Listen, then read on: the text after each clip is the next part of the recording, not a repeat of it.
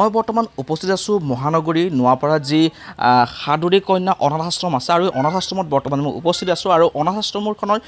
বিষয়ববীয়াসকল মোৰ লগত ইতিমধ্যে উপস্থিত আছে আৰু তেওঁলোকৰ পৰা জানিবলৈ চেষ্টা কৰিম যে যিখন অনাথ আশ্ৰম বৰ্তমান তেওঁলোকে চলাই আছে কেনেধৰণে চলাই আছে যে 2018 চনত মাত্ৰ 12গৰাকী শিশুক লৈ তেওঁলোকে আৰম্ভ কৰিছিলে আৰু বৰ্তমান এইখন অনাথ আশ্ৰমত আছে 40 জনতকৈ অধিক গতিকে আহকচোন আমি তেওঁলোকৰ পৰা জানো যে এইখন অনাথ আশ্ৰম তেওঁলোকে কেনেধৰণে চলাই আছে হয় প্ৰথমতে আপোনাৰ পৰা জানিব বিচাৰিছোঁ কওকচোন আপোনালোকক মই যিমান দূৰ জানো যে 2018 চনত মাত্ৰ 12গৰাকী শিশুক লৈ আপোনালোকে আৰম্ভ কৰিছিলে বৰ্তমান আপোনালোকৰ 40 জনতকৈ অধিক আছে কেনেধৰণে চলাই আছে এইটো অনাথ আশ্ৰমখন ৰাইজৰ দান বৰঙণিৰ দ্বাৰাই চলাই আছে বৰ্তমান ফাৰ্ষ্টত ষ্টাৰ্ট কৰোঁতে 12জন ছাত্ৰ ছাত্ৰী আছিলে এতিয়া ক্ৰমান্বয়ে বাঢ়ি বাঢ়ি গৈ 40 জন হৈছে এতিয়া বিভিন্নজনে দান বৰঙণি দিয়ে দান বৰঙণিৰ জৰিয়তে আমি আশ্ৰমখন চলাবলৈ সক্ষম হৈছোঁ নিশ্চয়কৈ আৰু আপোনালোকৰ যিখন অনাথ আশ্ৰম চলাই আছে চৰকাৰৰ পৰা কিবা আপোনালোকে সহায় সুবিধা লাভ কৰিবলৈ সক্ষম হৈছে নে এতিয়ালৈকে নাই এতিয়ালৈ তেনেকুৱা আমি হোৱা নাই আমি ৰাইজৰ ওপৰতে ডিপেণ্ডেণ্ট হৈ আছোঁ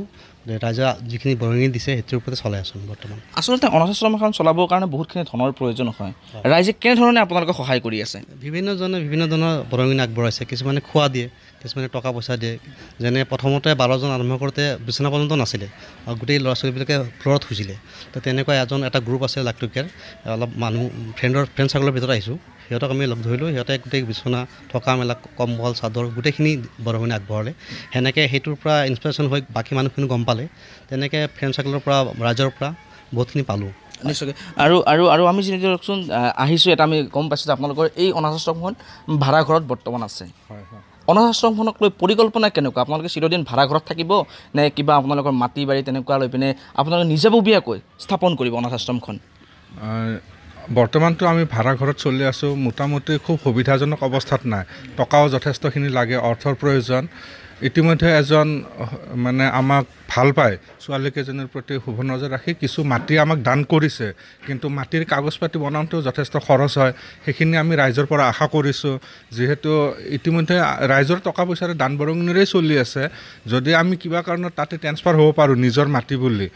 দান দিছে এজন মানুহে কিন্তু কাগজ পাতি আমি বনাব পৰা নাই এইটো খুব ডাঙৰ সমস্যা বৰ্তমান খোৱা লোৱা যেন তেন মানুহ দি থাকে অলপ কম খালেও কিন্তু থকা লোৱাৰ বৰ অসুবিধা হৈ আছে ৰাইজে যদি পাৰে অলপ দান বৰঙণি দিলে ৰমজান মাহত পবিত্ৰ ৰমজান মাহত তেওঁলোকৰ পুণ্যও হ'ব আৰু ইয়াতে আমি ছোৱালীকেইজনীৰ ভৱিষ্যত উজ্জ্বল হ'বৰ কাৰণে কিছুতো সুবিধাৰ প্ৰয়োজন হ'বই লাগিবই আৰু নিশ্চয়কৈ এক গুৰুত্বপূৰ্ণ কথা যে এই অনাথ আশ্ৰমখন এই শিশুসকলক মই কেমেৰা পাৰ্চনক দেখাবলৈ অনুৰোধ জনাইছোঁ যে শিশুসকলক অকল ৰখাই নহয় তেওঁলোকক শিক্ষাৰ ক্ষেত্ৰতো এক বিশেষ ভূমিকা গ্ৰহণ কৰিছে আৰু মই দেখিবলৈ পাইছোঁ যে ইয়াত শিক্ষয়িত্ৰীসকল তেওঁলোকে আছে গতিকে তেওঁলোকৰ পৰা আমি জানিব চেষ্টা কৰিম যে যিসকল শিশু আমি দেখিছোঁ যে তেওঁলোকক সচৰাচৰ অকল ৰখা হয় শিক্ষা অলপ কমকৈ দিয়া হয় কি ক'ব আপোনালোকে ইয়াত শিক্ষাৰ ব্যৱস্থাও কৰিছে শিক্ষাৰ ব্যৱস্থাও কৰিছে মানে যোনখন কোৰ্চ আছে সেইটো CBSE পৰা সিহঁতে প্ৰভাইড কৰিছে তো CBSE পৰা যিমানখিনি ষ্টুডেণ্টছে জানিব পাৰে সেইখিনি সেবাৰ পৰা হ'লেও অলপ কম হয় বাট CBSE পৰা যিমানখিনি ষ্টুডেণ্টছে মানে শিক্ষা হেৰি কৰিব পাৰে সেইটো বহুতে মানে হেৰি হয় তো কিতাপবোৰো কপিজবোৰো সিহঁতে বেলেগে কিছুমানে প্ৰভাইড কৰে বাট যিখিনিও আছে যিমানখিনি সিহঁতে শিকিছে হেৰি কৰিছে সেইখিনি বহুত তেওঁলোকে ইয়াতে থাকি কেনেধৰণৰ শিক্ষা পাইছে তেওঁলোকৰ ৰিজাল্ট কেনেকুৱা হৈছে ৰিজাল্টটো ঠিকেই হৈছে বাট যিমানখিনি পৰীক্ষা দিছে সিহঁতে মাৰিয়াৰ্ছৰ হেৰি আণ্ডাৰত হৈ আছে তো যিমানখিনি পৰীক্ষা সিহঁতে এতিয়ালৈকে ইমান এটা হেৰি কৰা নাই বাট যিমানখিনি হেৰি কৰিছে বহুত ভালেই কৰিছে নিশ্চয়কৈ আৰু পঢ়া শুনাৰ লগতে কিছুমান কথা আহি পৰে যে তেওঁলোকৰ স্বাস্থ্যৰ ক্ষেত্ৰত আৰু তেওঁলোকৰ স্বাস্থ্যৰ ক্ষেত্ৰত বা তেওঁলোকক কেনেধৰণে স্বাস্থ্য তেওঁলোকক দিয়া হৈছে স্বাস্থ্যৰ ক্ষেত্ৰত বা এই ট্ৰাষ্টখনৰ লগত কোন কোন জড়িত হৈ আছে আপোনাৰ পৰা জানিব বিচাৰিম যে আপোনালোকৰ ট্ৰাষ্টখনত কোন জড়িত হৈ আছে এতিয়ালৈকে ট্ৰাষ্টখনত এনেই মেম্বাৰলৈ 7জন আছে প্ৰতিষ্ঠাপক আছে আব্দুল মাজিদ চেয়াৰমেন হয় প্ৰেচিডেণ্ট হয় আৰু 2 নম্বৰ হ'ল ছাফিউদ্দিন ছেক্ৰেটাৰী তেওঁ 2জনৰ তত্ত্বাৱধানতে আশ্ৰমখন ধুনীয়াকৈ চলি আছে তেওঁলোকে বহুত কষ্টৰ মাধ্যমত আশ্ৰমখন চলাই আছে ৰাইজৰ বৰঙণি দিলেওতো নহ'ব তেওঁলোকে চোৱা চিতাৰ পৰা আদি কৰি চব কিছু চায় স্কুলৰ ল'ৰা ছোৱালী কিবা বেমাৰ হ'লে ডক্তৰ লৈ যোৱা বজাৰ কৰা আদি কৰি চব কিছু তেওঁলোকৰ দ্বাৰা হৈ আছে আৰু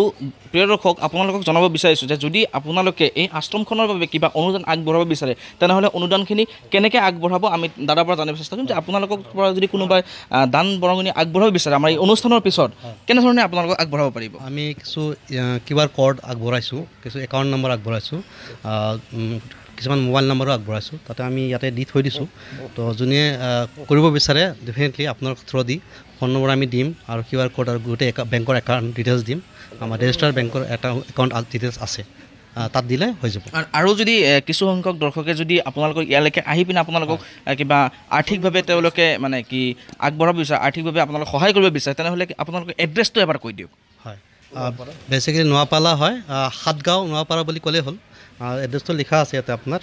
মিলিজুলি পথ, নোৱাপালা সাতগাঁও, এইখিনি ক'লেই বুজি পাই যাব। নিশ্চয়কৈ প্ৰিয় দৰ্শক, আপোনালোকে যদি এই অনুষ্ঠানটো চোৱাৰ পিছত আপোনালোকে এই অনাথ আশ্ৰমখনত বা এই শিশুসকলৰ বাবে যদি কিবা দান বৰঙণি আগবঢ়াব বিচাৰে, তেনেহ'লে স্ক্ৰীণত দিয়া QR কোড বা তলত দি থকা নাম্বাৰকেইটা যোগাযোগ কৰি আপোনালোকে এই অনাথ আশ্ৰমখনৰ বাবে কিছু পৰিমাণে হ'লেও দান বৰঙণি আগবঢ়াব পাৰিব। ধন্যবাদ।